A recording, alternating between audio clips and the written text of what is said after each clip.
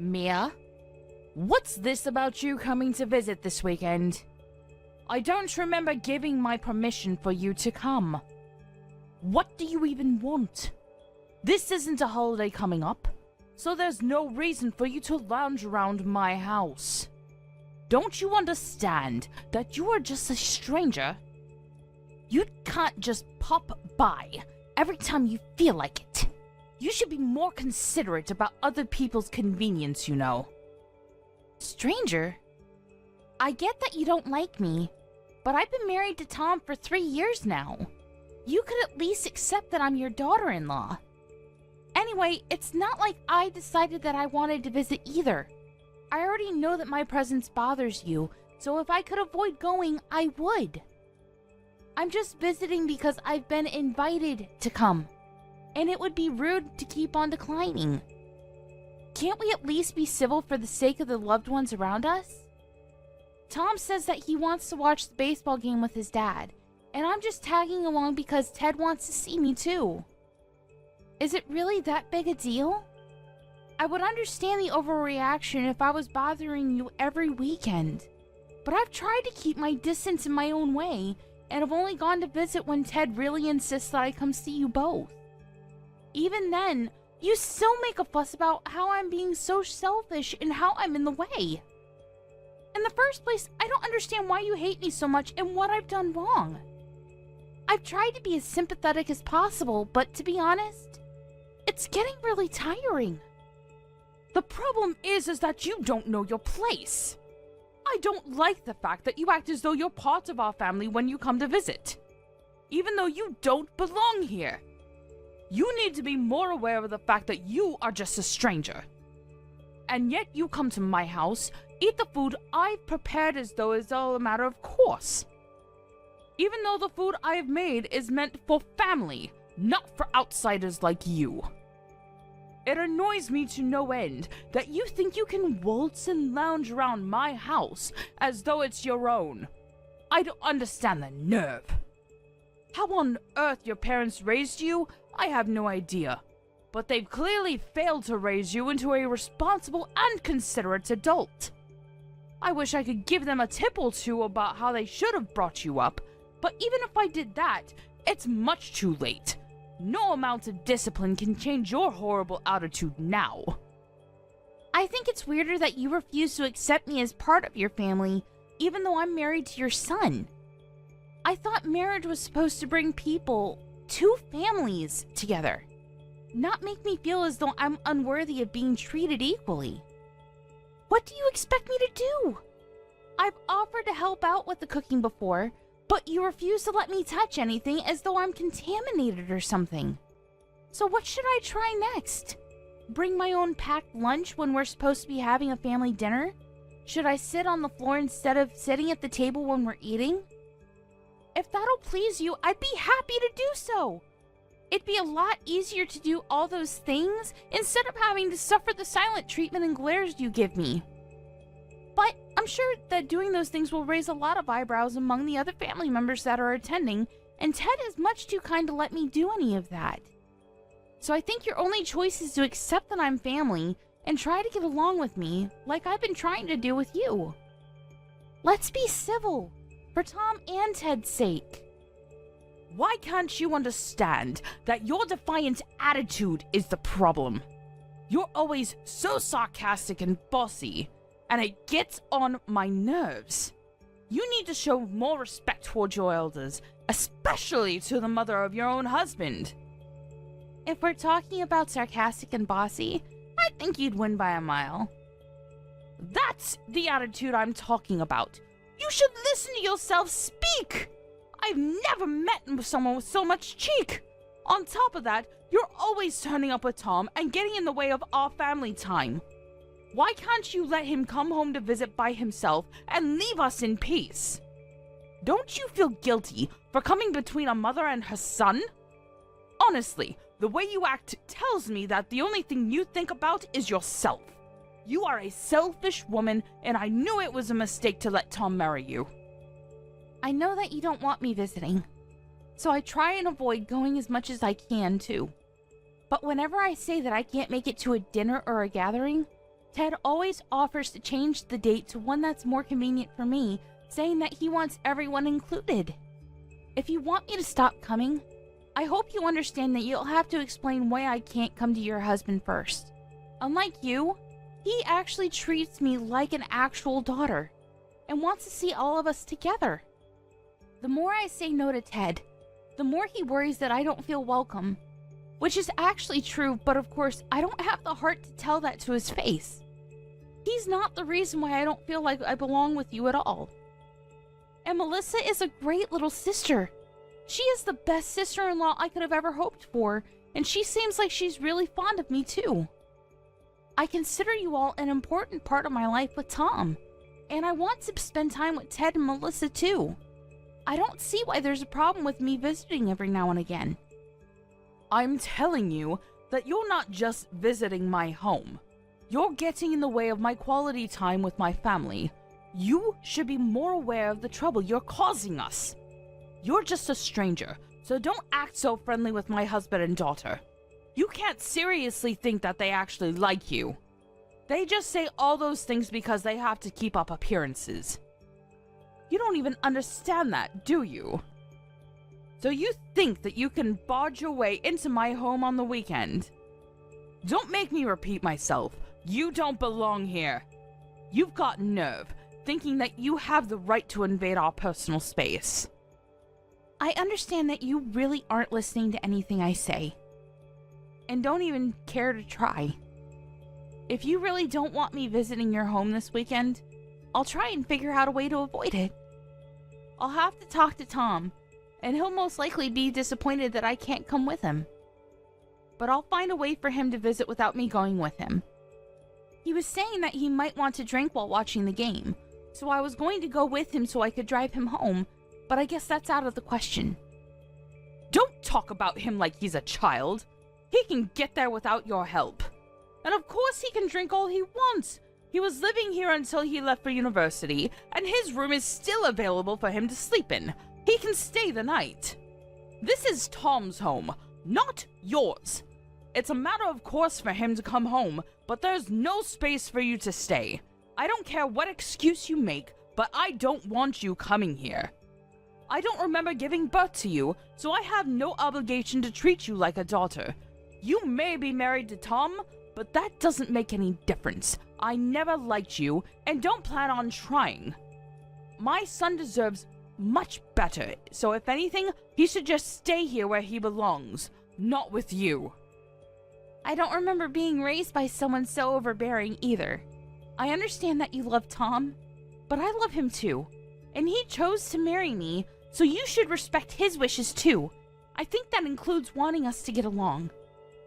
I don't care about your reasoning. Tom clearly isn't thinking straight if he's chosen to spend the rest of his life with a woman like you. Anyway, I don't want you coming this weekend, but don't you dare talk to my husband behind my back. You'll regret it. How am I supposed to explain the reason why I can't come if I don't talk to him? You don't have to tell him. Just don't turn up. It's that simple. I don't know what you did to make him like you so much, but I'm sure that doing something like that will make it easier for him to realize that he made a mistake to trust you. It's been annoying seeing how doting he is of you, and I wish he would see that you're no good for Tom. I don't want you saying a word to Ted about anything I've said. I'm warning you. It'll be a pain if he starts thinking that I'm bullying you, or being mean when I'm just trying to fix that warped personality of yours. I think anyone would agree that you're bullying me if they saw this conversation. What did you say? I have done my best with you, and you dare say that I'm bullying you? You're such an ungrateful young woman. Really, what does Tom see in you? No, it's nothing. I know that you're doing your best. Anyway, I'll talk to Tom about this weekend, so please don't get that upset. I won't talk to Ted either, and I'll have Tom give him an excuse for why I'm not with him. I understand that it's difficult for you to like me, but I'm trying my best to get on with you as well. Tom wishes we could be closer, but if we could at least accept each other's importance to him, I think it could be easier. Well, I'll have Tom let you know what happens.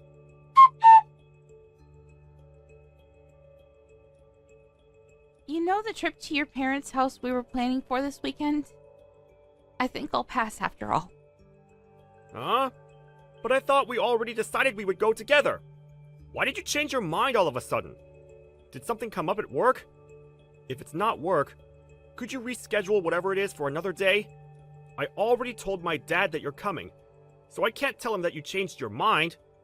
You know that he's really fond of you, and he'll be really disappointed if he hears you can't come this time either. And you know that it's important we see them this weekend. I know he is. And I'm really happy that he's always so generous towards me. You and your sister always make me feel like I've actually joined your family, and I love them like my own family too. It's not work. It's just that your mom found out that I'm coming with you. And she started messaging me again. Your mom doesn't make any effort to change, even though I'm doing my best to be really patient with her. I think it's best to just keep my distance and let her have her territory. It's pretty obvious that I'm not wanted there, and I can't enjoy myself, let alone relax, if she's always so cold towards me. I want to get on better with her, but no matter what I do or say, she's always so critical and finds a problem to complain about. It's worse that she gets so jealous about me talking with Ted and Mel so normally. Don't let her bother you so much. You've got all of us backing you up if she ever crosses the line. And besides, she's all bark and no bite. At the very least, she's been pretending to get along with you when you're with all of us, hasn't she? She cares too much about appearances to make a fuss in front of Dad. Yeah, that's true. She's always making nasty comments when she messages me, but her personality changes completely when I meet her in person. It really makes me feel uneasy. And it makes it even more difficult to show you how horrible she really is to me. It's like it's all just my imagination until we leave and she starts messaging me about the things she must have been bursting to complain about. You can always show me your conversations, you know? It'll make it easier for me to tell her to stop if I know exactly what she's saying to you. I don't know what she always messages you about, but she must just be craving attention.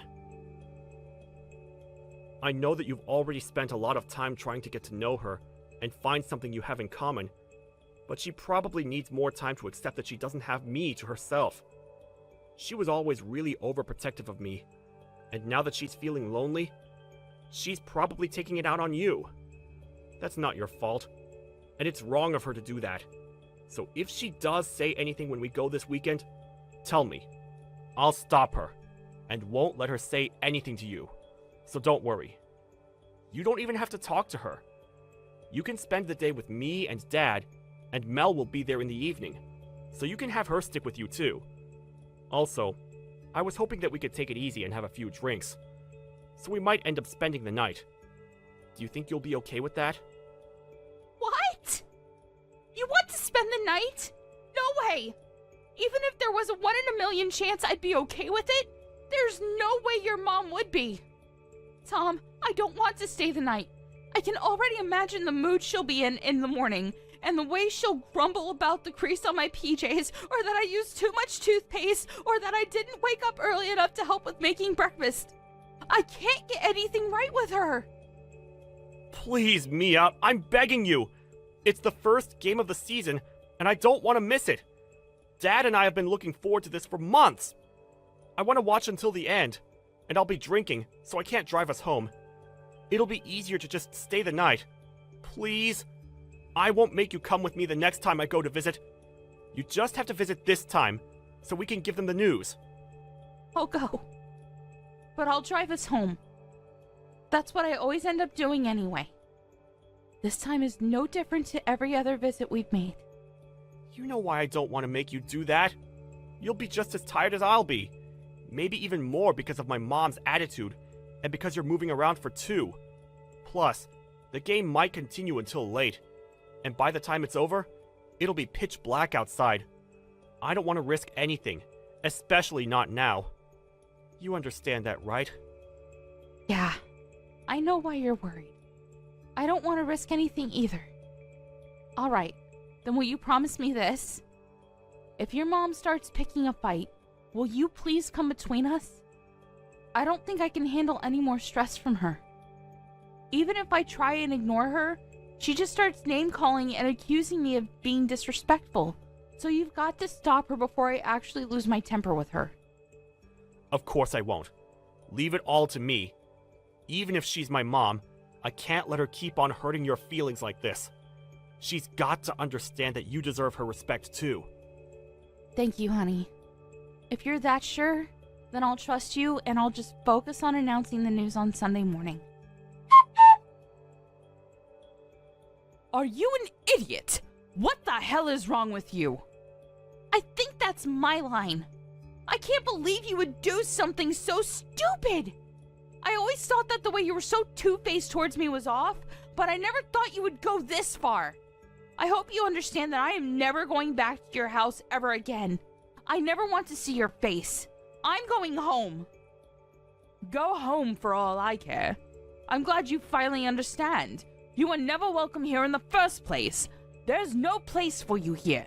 Not for a woman like you, who thinks that she can use this house like it's her own home. You've got the audacity to lounge around my house. Who do you think you are? You better leave while my husband and son are still watching the game on TV. Honestly, there's something wrong with you. How you can walk around like you own the place is beyond me. Excuse me? You're the one that's got something wrong with her. Do you even realize what you've done? What did you say? How dare you speak to me like that? I deserve respect. I am your husband's mother. You can't talk to me like that. Take that back right now. Respect? You think you deserve respect after the way you've treated me these past few years? After what you've done tonight? Respect is something that everyone deserves. But you don't even want to respect that your son chose to marry me. You don't even treat me like you should treat any acquaintance, even though we're supposed to be family. All I did tonight was try and use the bath, and you got mad and punched me in the stomach. You think I owe you respect? All you get is a restraining order with an attitude like that. There's something wrong with the sense of entitlement you have, and it's clear to anyone that you're in the wrong here. Maybe you should calm down and think about what you've done, and you'll realize that you've messed up. While you're at it, why don't you think of an apology? If it's sincere enough, maybe I'll rethink the order. Oh, now you're showing your true colors. I let you talk, and all you do is insult me. Apology? Why should I be apologizing to you? I haven't done anything wrong. You're the one that tried using the bath in my house, even though you're a stranger, without permission. What's wrong with me stopping you? It's my house. Without permission? I only tried using the bath because Mel said I could use it before going to bed. I would never barge into someone else's bath without asking first. I was offered it. Also, I've used the bath in this house before and you didn't make such a big deal out of it then. And stopping me? With your fist?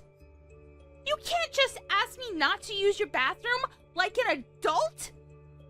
I would have just gone to bed without a bath if you had asked nicely, since I'm not as childish as you are. But instead, you came into the bathroom when I was changing, grabbed at me, and punched me. What is the matter with you? I can only think that you've got some serious issues that you need to sort out. Have you ever considered taking anger management classes? Because I'd be really grateful if you could start taking them. If I had asked you not to use the bath, then it would make me seem like I was the bad person in that situation. You would have gone to complain to my son and husband that I was being mean to you and act like the victim. Don't you understand something that simple? You're completely at fault in this situation regardless. I can't believe you could have done something so unacceptable. I can't take dealing with you anymore. I've been really patient with you, Sophia. But you've been way too horrible and much too rude.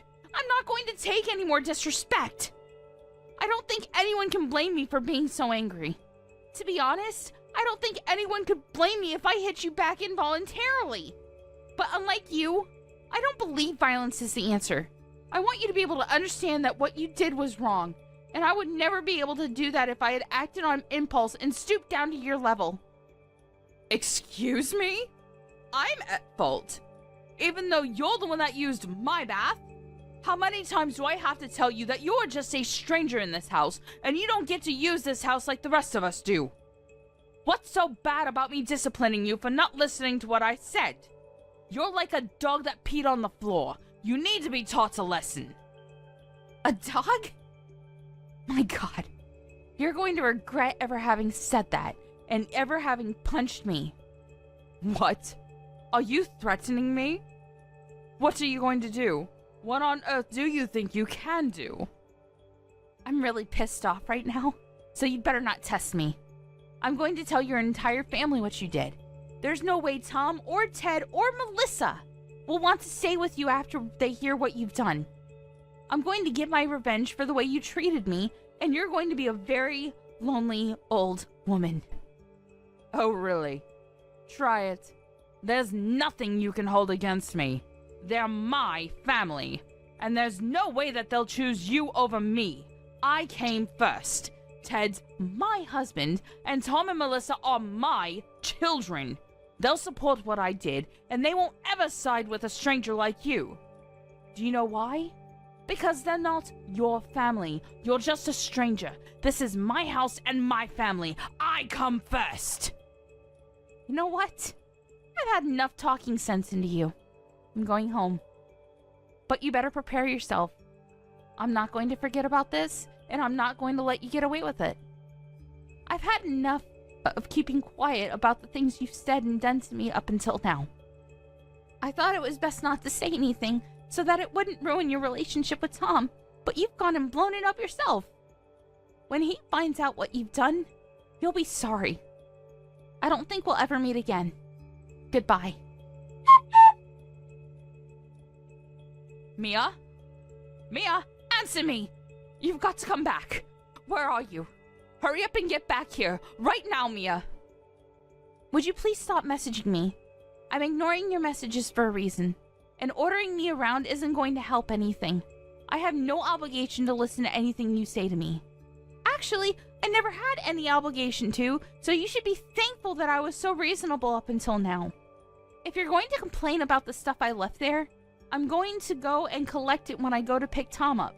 So would you please give it a rest? I don't want to see you, and I don't even want to talk to you. So if you'll excuse me, I'm busy. Wait, Mia, you've got to come back. You've got to come back right now or I'll get kicked out. Stop pouting and get back here. Hurry up. Why should I come back? You say that I'm pouting when I'm rightfully angry with you for punching me, and you have the nerve to think that you can order me around? Why should I do anything for you? You haven't even apologized for what you've done.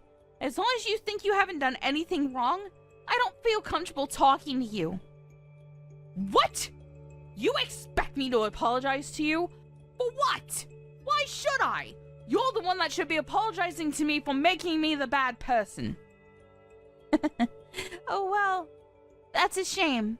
If you don't even want to try apologizing, there's no reason for me to come back.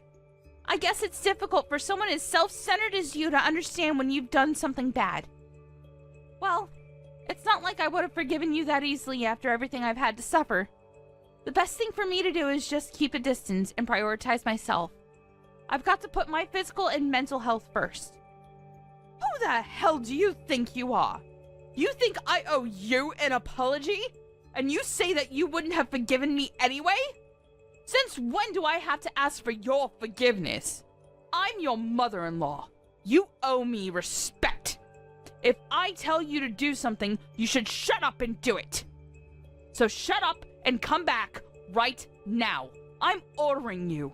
How many times do I have to tell you before you listen to me? You're the one that told me to get out, remember? I was happy to do as you said then because I didn't even want to look at you. But now I don't have to listen to a word you say. I don't have to listen to anything you order me to do, especially if everything you say is contradictory. You contradicting yourself just shows how unreasonable and selfish you are. And I've had enough of it. I'm not coming back. I know that I'm contradicting myself, but I really do need you to come back or I'm in a lot of trouble. You've got to help me, so come back. My husband's angry with me. He says that if I don't get you to come back, he'll kick me out. But why? I don't understand. Why is my husband siding with you? He should be agreeing with me. He's my husband. You must have seduced him. I know it. You're capable of doing something disgusting like that. It's the only way I can make sense of why he's so fond of you. Seriously? How much more nonsense are you going to talk? First of all, when he said to get me to come back, I think he meant for you to apologize. Second of all, I have not seduced your husband. I think the main reason why he's so fond of me is because I've been helping to pay the loans on your house. And because Tom and Melissa also sided with me too. What? I've been paying the loans for the house you've been living in. I think that means that it's pretty much my house. Though, of course, I don't want to think of it like that. I don't want Ted to feel that he owes me anything. But no matter how much I tell him that I don't want him to make a big deal out of it, he's too kind. I think that explains why he's always favoring me and wants to treat me to dinner at your house. That's why he treats me especially well, and why you might thought it was strange that he was favoring me. But I haven't seduced him. You should think a little more before making ridiculous accusations like that. What? You mean that you're the one that's been paying for the house? The house I'm living in? This house? Are you being serious? Ted had some problems with his business a year or so ago and was in a lot of debt. It was too much for him to handle the loans and the debt all by himself. So Tom and I spoke with him and I offered to pay the loans on his behalf until he clears up his debt. He said that it would take a few years for him to pay back the debt, but he promised that he would pay me back. So it was decided that I would take over paying for your house. Ted himself insisted that I use your house as if it were my own home, and I think that's why he wants me to visit more often, so I can relax and put my feet up. Unfortunately, it's had the opposite effect. But he never told me that he had gotten into debt because of his business. Why wouldn't he have told me? I bet you're just lying to make me feel like I owe you that apology. Why should I believe you when Ted hasn't told me himself? I never knew anything about his business failing. I'm not lying to you. If you don't know anything about your husband's business, that's your problem. You've got to talk to Ted about that. Or maybe Ted felt that he couldn't tell you. I don't know. It just shows that there's a lack of trust in your relationship with your own husband. Oh, that reminds me. You were saying something about my parents not raising me properly earlier? Well, I'd like to say something more about that. I think you've met my parents before on several different occasions, and you know what kind of people they are and the work they do. You know that they own a company, and that I'm helping out with running it. I should let you know that they're the reason why I was able to help Ted out with his financial problems.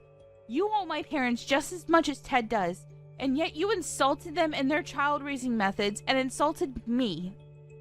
I would never hold this over Ted, but you've gone way too far with your attitude. I didn't know. Yeah, and I'm sure that your attitude wouldn't be any different towards me even if you did know. But regardless of what my parents have done for you, you should have never treated me like that. I just want you to know how much you've embarrassed Ted by acting like such a selfish child towards me, someone he feels he owes so much to. Do you finally understand why Ted's so angry with you? I don't blame him for making you apologize and ordering you to get me to come back to the house. I do. So will you please come back? Now he's angry about me punching you. He's been shouting at me why on earth I thought violence was the answer. He won't calm down, no matter how much I try to explain what happened. Why does he even know about me punching you? He and Tom were watching the game when that happened. I thought he wouldn't realize. You thought it would be okay as long as he didn't realize? How naive can you get? I called Tom and told him what happened. You're going to answer for this. What? Why would you do something like that? Now it really does look like I'm the bad person here. Stop playing the victim and tell them what really happened. Tell them how you are flouncing about acting like you could do whatever you like in my house. All I did was punish you for that. I'm pregnant. Excuse me? I'm pregnant. You punched a pregnant woman in the stomach. That's why I left in a hurry, so that I could go to the hospital and see if everything was okay. Why wouldn't I call Tom and tell him what happened? Do you understand how serious this is? You're lucky that I didn't have to call him to tell him that I had a miscarriage. If I lost the baby, I would have come back to the house and torn you apart. But now I know everything's okay. I'm going to keep it that way. I'm not going anywhere near you. I didn't know that. How was I supposed to know? You never told us you were going to have a baby. It's not my fault. If I had known you were pregnant, I would have never punched you in the stomach. I swear! You've got to come back! But you would have punched me elsewhere, I guess. Whether I'm pregnant or not, you shouldn't have punched me. End of discussion. Tom and I were planning on announcing the news tomorrow morning after breakfast. That's why I thought I should endure the night to get the announcement over and done with, because we wanted to tell you all in person. But that's impossible with you. Punching me was your choice and your mistake. It's all your own responsibility, and you've got to pay for it. I wouldn't be surprised if Ted decided he wanted to have a divorce. Tom says that his dad is pretty upset, especially because he had to find out about his first grandchild like this. Ted would never ask me for a divorce. He wouldn't do that. We've been married for over 20 years. I know he's upset, but that's because he doesn't understand. If he listens to what I have to say, then he'll understand. He won't even look at me, and he keeps on moving rooms when I go near him. I'm just waiting for him to calm down before I try to talk to him again. Until then, would you just come back? I'm sure he'll be in a much better mood if he sees that I've managed to bring you back.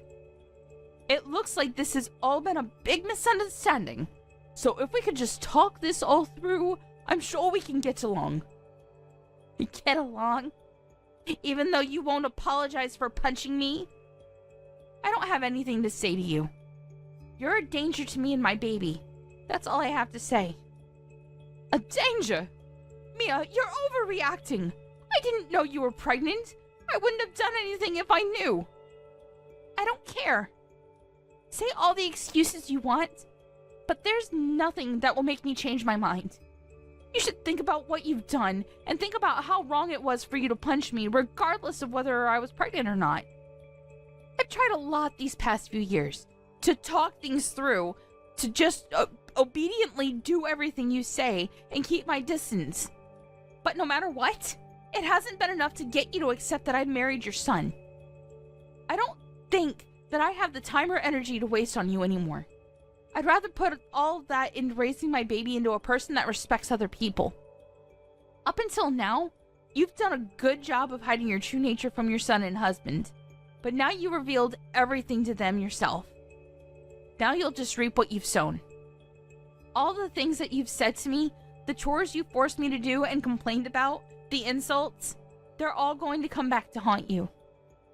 Don't say that. We can talk about this. I'm sure that we can be good friends if we just try and meet each other halfway. You can't give up on having a good relationship with your mother-in-law like that. I didn't know you were pregnant, but I'm so happy to hear such good news.